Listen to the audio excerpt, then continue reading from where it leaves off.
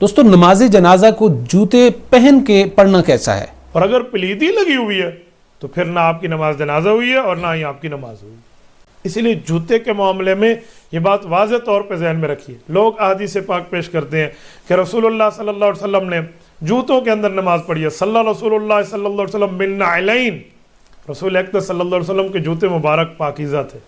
हुज़ूर पाक अलैहिस्सलातु वस्सलाम की जूतों के साथ किसी किस्म की कोई निजाजत का कोई असर मौजूद नहीं था।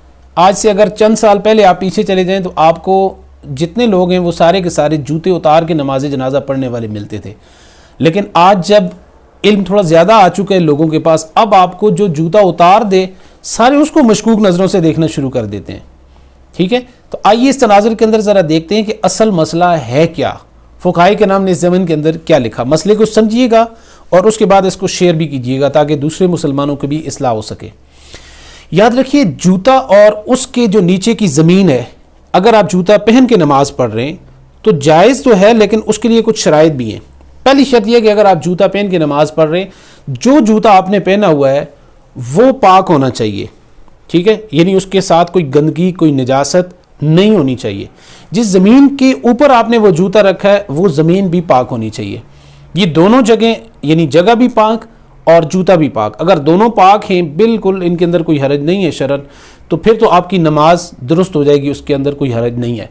लेकिन अगर ज़मीन तो पाक है लेकिन जिस जूते को आपने पहना हुआ है उसके नीचे आपको नहीं पता क्या लगा हुआ है, आप कहाँ कहाँ से होके आए हैं, किस किस जगह से गुजर के आए हैं, रास्ते में किस किस जगह से कितनी नजास्तों से कितनी गंदगियों से वो जूता टकराता रहा है, तो अगर ज़रा भी गंदगी और नजासत हुई तो उसके ऊपर पाँव रख के अगर आप नमाज अदा करते हैं, नमाज जनाजा आपकी नहीं होगी।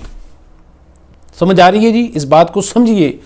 इसलिए जो आपके इस्तेमाल वाला जूता है जो आप हर वक्त पहनते हैं उसको नमाज जनाजा के अदायगी के वक्त उतार दिया करें।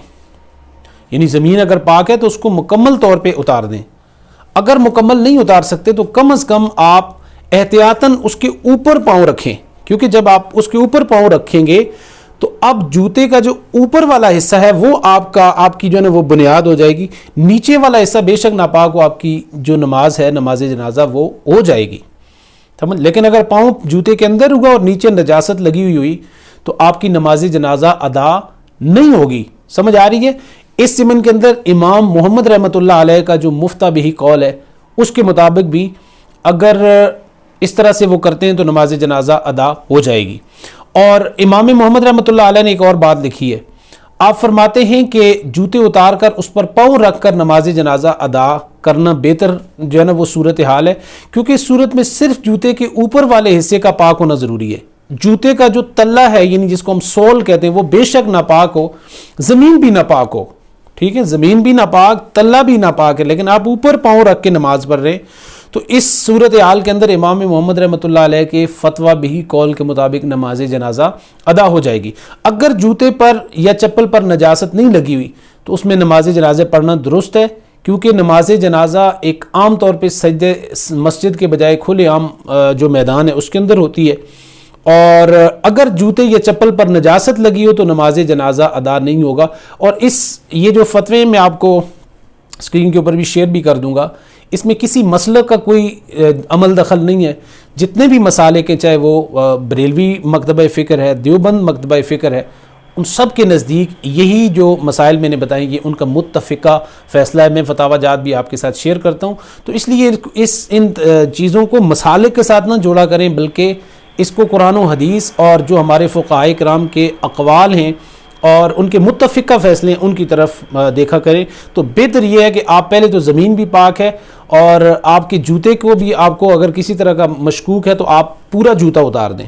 पूरा जूता नहीं उतार सकते, जगह ऐसी है, कांटे हैं या वहाँ पे कीचड़ वगैरह है, तो आप जूते से पाँव निकालें और जूते के ऊपर रख कर आप नमाज अदा कर लिया करें। इससे कोई भी किसी तरह का भी शक व शुबा वो नहीं रहेगा।